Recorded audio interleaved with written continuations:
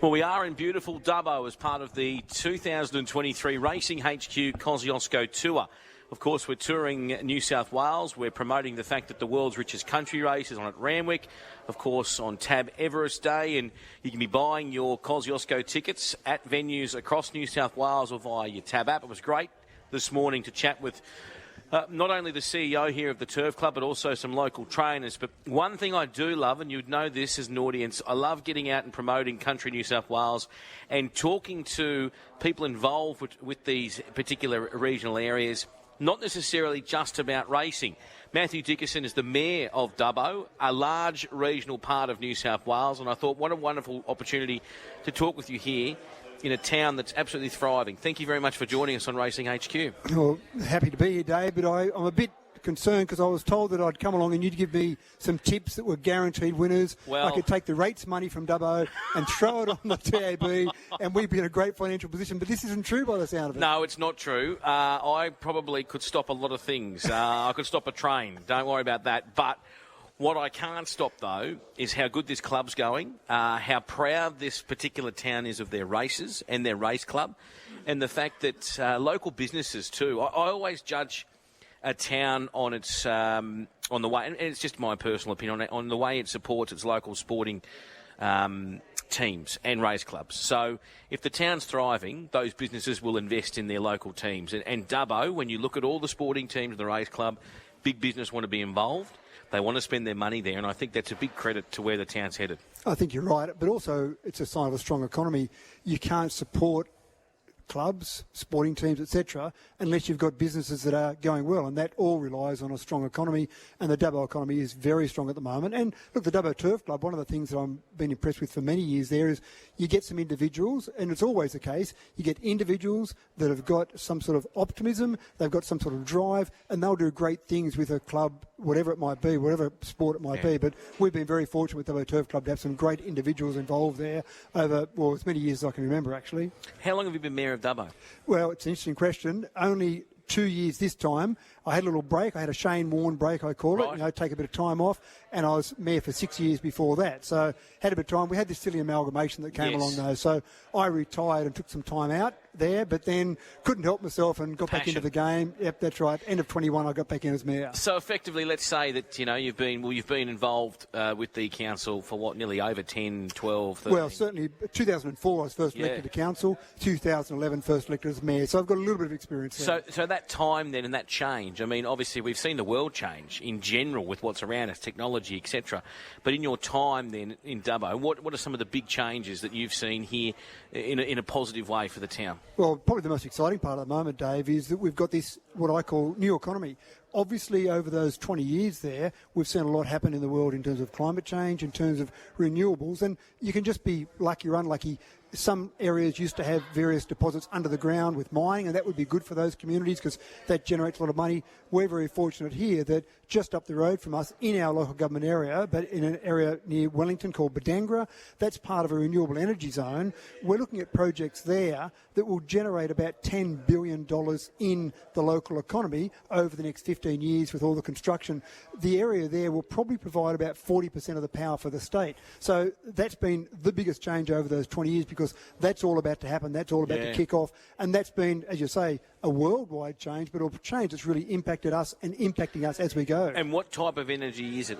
Is it wind? What is the energy that's being created there? So you'll see projects in all of those. So you'll see there's about 4.9 gigawatts of wind power, about 4.2 gigawatts of solar, and about 2.3 gigawatts of batteries. And that's without some other projects. There's some pumped hydro schemes that are being looked at as well. So basically across the whole gamut of areas there. And most of the community is very positive about that. I know some areas they're not that keen on renewables, but the amount of money that this will produce, we're talking about 6,000 extra employees. We've got 55,000 in the Dubbo Regional Council area, an extra 6,000 over the next 15 years for construction.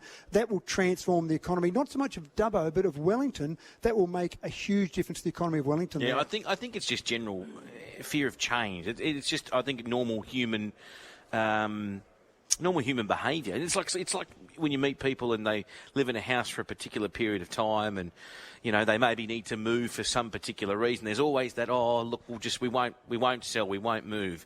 It's that just general fear of change, and obviously this is the way the world is headed.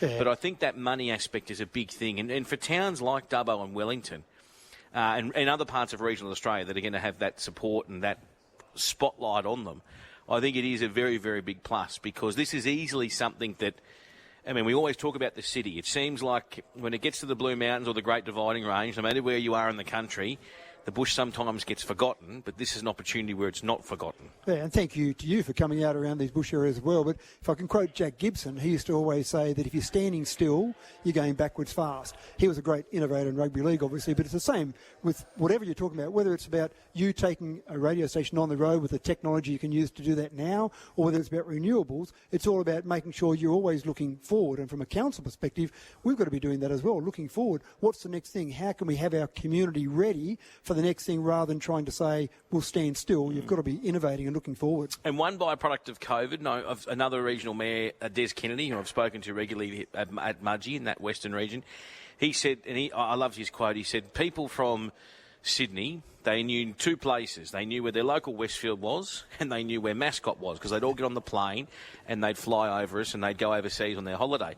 COVID restricted them. They had to get in their car. They had to travel over the mountain. They had to start experiencing what's in their backyard. And so from a Dubbo point of view, being a major centre with a lot of highways coming from north, south, east, west coming into this area, this junction, you must see local tourism. You must see those travellers coming back to the fray after COVID, which is exactly what the town needs as well. Well, we did see a lot of that during COVID. Of course, we've got the Taronga Western Plains Zoo, the number one tourist attraction in the state. 300,000 people a year go to that zoo, and that's the primary reason they come to Dubbo. So it's a great thing for us every single day of the year. So 1,000 people every day coming just for the zoo. Wow. There'll be another 1,000 today just coming to see you here in Dubbo as well. 2,000 today. Maybe I should be at the zoo. Maybe, that's right. So effectively, you've got that as a great draw card. But again, during COVID, Des is spot on there. People discovered regional areas, so they were coming out to regional areas. They were normally going to some skiing resort overseas somewhere, but they couldn't do that, so they came to regional areas. So we saw a lot of extra tourism, and our challenge now is to hold on to that tourism to make sure that boost we got out of tourism continues on. But we also got a big boost in people moving to regional areas like Dubbo. People in Sydney got a bit over the congestion, they got a bit over the close contact, and they wanted to go somewhere where they had the same facilities. They had art galleries, they had movie theatres, they had various locations they could get a latte with almond milk, and then they looked to regional cities. And that's the sort of thing that you get places like Dubbo that can offer a city-like experience, but in a much nicer environment. We're chatting this morning with Matthew Dickerson, who's the Mayor of Dubbo.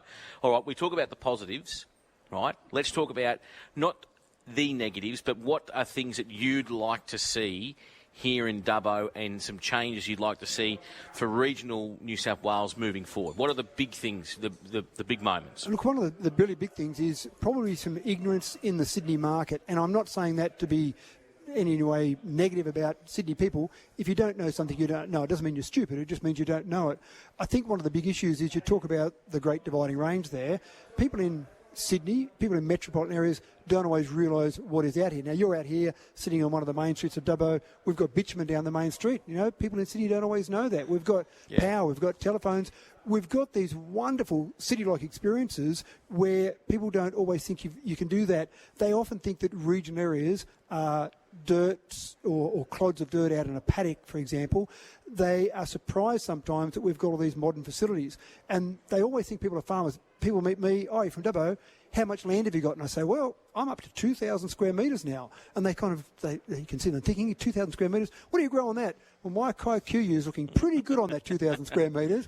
I mean, not everyone out here is a farmer. Only 2.5% of our workforce is actually involved in the farming sector, directly or indirectly. So when you say, what would I like to see in Dubbo, Dubbo is really good in terms of its facilities, what we've got there. What I'd love to see really is just better education, better knowledge for places like Dubbo in metropolitan areas. It is funny you say that. I'm not talking about the bitumen side of things, but when I will say to people, because of obviously our TAB retail network, that I'm travelling to Lismore, Murwillumbah, and I'm going to Coro and all these places, to friends, family, or even just colleagues at work, they will sort of, they can't grasp the concept that here we are at the beautiful Pastoral Hotel, where they spent millions on, obviously upgrading, and then you tell them about the cocktail bar upstairs, and you then tell them about the meal you had. The meal I had here last night, and it was the same in Lismore and Wollongbar, is as good a meal as you'll have at a pub in Sydney.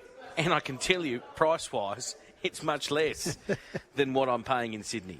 And I think that's a big thing. So I know that's a different deviation, but it is coming back to that awareness of what's around. There is that blinkered focus. And one of the great things from COVID, when people did discover regional areas from a tourism perspective, they then thought, well, if my boss is saying I've got to work from home, yes, if I could work from home when I'm 10 kilometres from work or 30 kilometres from work, well, does it matter if I'm 400 kilometres from work? So suddenly we saw people actually moving out to regional locations, taking up some of the accommodation, some of the housing that we had in regional areas, but they kept doing their job in Sydney. They kept earning their Sydney money, but a median house price in Dubbo at the moment is $500,000. That'll buy you a 3-bedroom brick veneer home on maybe 800 or 1,000 square metres. Try doing that in Sydney, anywhere in Sydney. I mean, you wouldn't really get anything. You wouldn't get an outhouse for $500,000 in Sydney. So it's that type of thing. So we found our population growth has been really positive after COVID because people discovered it. So again, it was just that education, it was that lack of ignorance about what we had in regional locations. Before I let you go, Matthew, the Gold Cups are coming up, obviously, for the Dubbo Turf Club. That's a big event for the town. They will enjoy, obviously, getting out and enjoying themselves. Sam, the CEO, also mentioned this morning that Golden Eagle / Derby Day is a big day for them as well from a racing perspective. So those type of events as well, you'll get people that will come in from out of town, maybe from the outskirts as well, coming into that particular event, and then obviously pumping a bit of money into various venues afterwards, no doubt. Indeed, that's right. And one of the things that's interesting is our population is 55,000, but it's generally regarded that our shopping population is 200,000 because people in some of the smaller locations west of Dubbo, and I'm talking about Walgett, Burke, Cobar, some of those places, they're fairly small, populations of 2,000 or 3,000. They don't have a lot of the facilities we have here in Dubbo, so they don't have maybe the professional services, the accountants, the solicitors. They mightn't have the white goods, the brown goods that they can buy. They've got supermarkets, but maybe only smaller supermarkets. So we really find that those people from around the region come to Dubbo for a whole range of reasons, including the Gold Cup, including for their entertainment. Our theatre here, we've got a tiered theatre, beautiful 500-seat tiered theatre. We find that about 33% of the ticket sales are outside the 2830 postcode. So people travel to come to the theatre. Wow. It's not unusual to jump in a car in Walgett, travel for a few hours, go to the theatre, stay overnight, and then drive back home. And I did see as well, like even in the pub, there's Arn Doe. There's an advertisement over there for Arn, who's playing at the regional theatre, but also a lot of bands as well, like a lot of musical acts are coming and touring out here. You mentioned the Triple J event, which was here a few years ago, 18,000 people out at the showgrounds. I mean, those sort of things, because just to sort of go on what you were saying before about the education and awareness, the other thing as well, I think businesses are cottoning onto this, is the money here is the same as the money in Sydney. That's right. It doesn't change colour.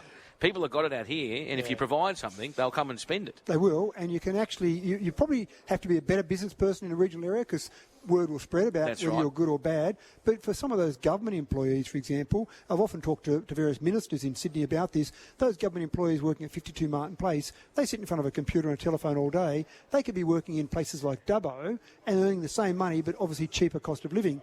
The government is actually building a workplace hub, 700 government employees here in Dubbo in one location, with exactly that in mind, that some of these Sydney employees would prefer to be in regional locations. But you get the things, I mean, you talk about the Arndo poster. We've got this theatre that's a world-class theatre. We get the Kitty Flanagans, we get the Sydney International Comedy Festival, the Melbourne International Comedy Festival. We've got an art gallery. I've seen the full Archibald finalist exhibition 3 times in my life. All 3 times I've been here in Dubbo. I've never seen them in Sydney. So it's that sort of thing that, again, it's that education, realising that you can go to world-class theatre. We actually had recently Death of a Salesman, a classic play.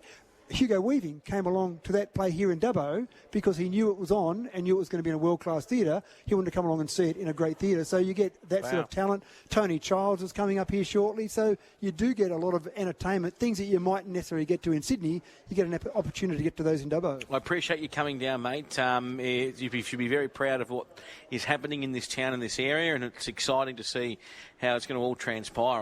I look forward to getting back up here for hopefully the Cup and other things. And as I said, Thank you for calling in. I know you've been very, very busy this morning doing a lot of media. That's right. And thank you too. Again, this exposure, exactly what we need, Dave. So I appreciate you coming out.